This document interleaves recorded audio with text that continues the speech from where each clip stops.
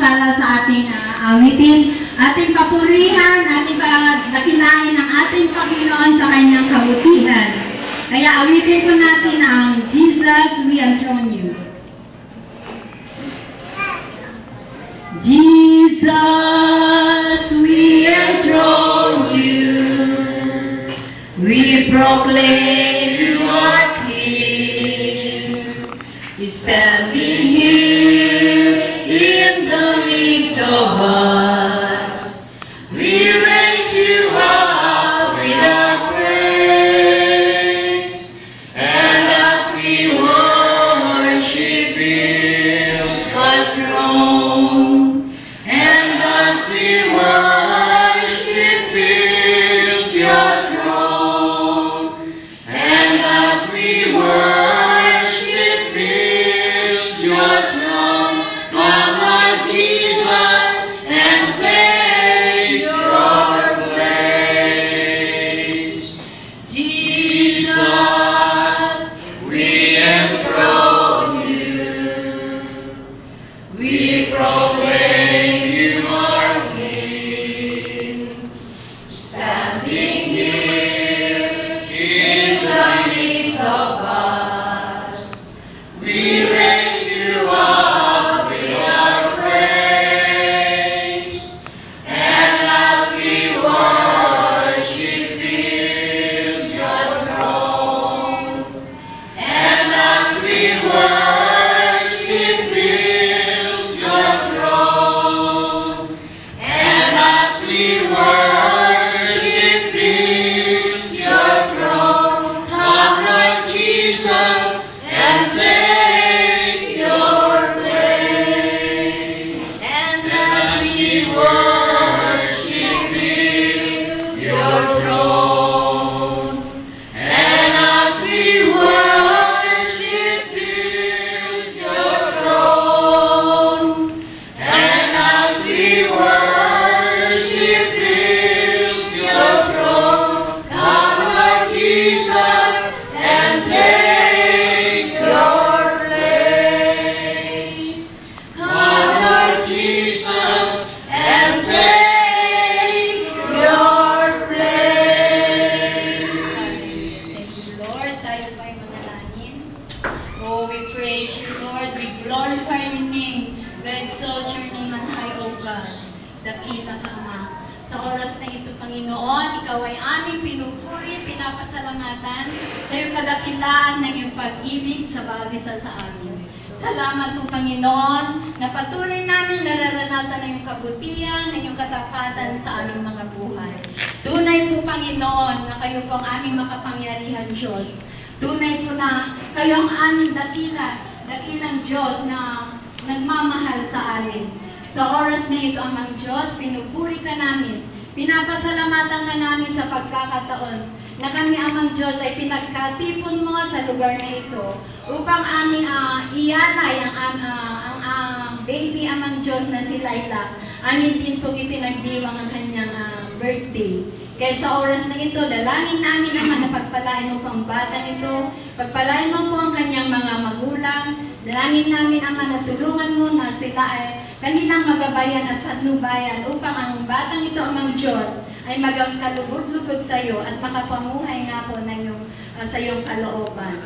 Pagpalain mo, Panginoon, ang lahat ng mga dumalo dito sa aming pagtitipon na ito. Salamat po sa pag-iingat mo, sa protection mo, sa bawat isa, Ama, na narito. Kaya sa oras na ito, patuloy ka namin pupurihin at dadakilain, Amang Diyos, na iyong kabutihan.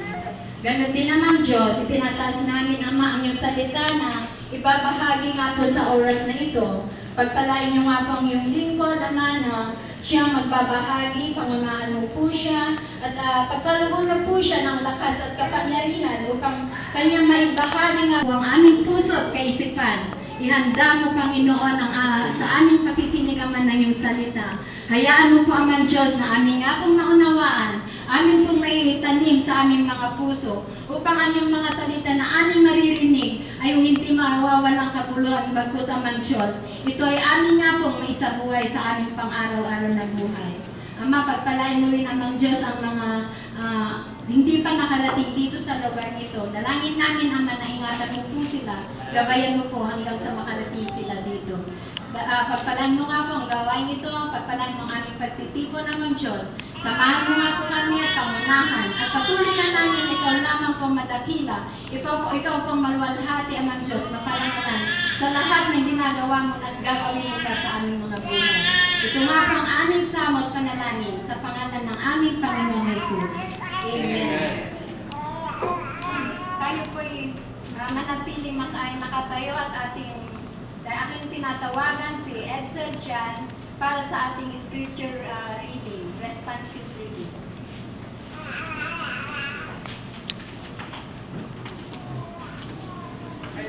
Our scripture reading is taken from the book of Psalm, chapter 136, verse 1.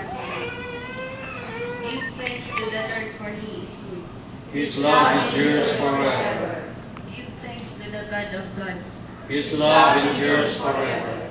Give thanks to the Lord of lords. His love endures forever. To Him who alone does great wonders. His love endures forever. Who by His understanding made the heavens. His love endures forever. Who spread out the earth upon the waters. His love endures forever. Who made the great lights. His love endures forever. The sun to govern the day. His love endures forever. Pagpalain po ng Panginoon ang pagkabasa ng kanyang salita. Tayo po'y makakaupo na at ating awitin. And since Jesus came into my heart.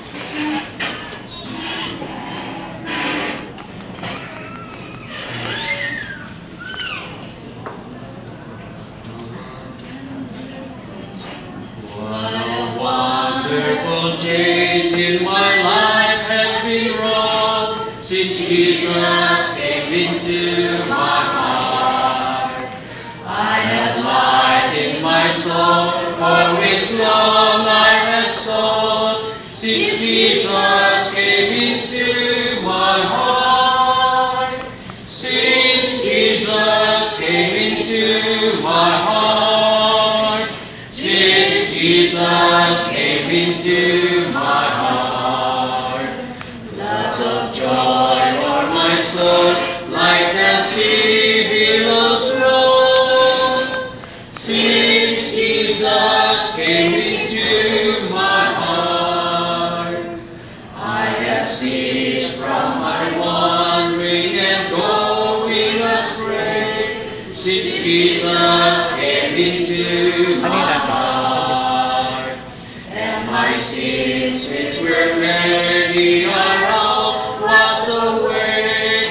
Since Jesus came into my heart, since Jesus came into my heart, since Jesus came into my heart, floods of joy on my soul, like the sea billows roll. Since Jesus came into my heart, I shall go there to dwell in the city I know. Since Jesus came into my heart, and I'm happy, so happy as onward I go. Since Jesus came into my heart, since Jesus came into my heart, since Jesus came into my heart, floods of joy o'er my soul, like the sea billows roll. Since Jesus came into my heart. Tayo po ay tumayo para sa pagkabasa ng Ebanghelyo. Ating po tinatawagan si J.C. Manuel Sabat.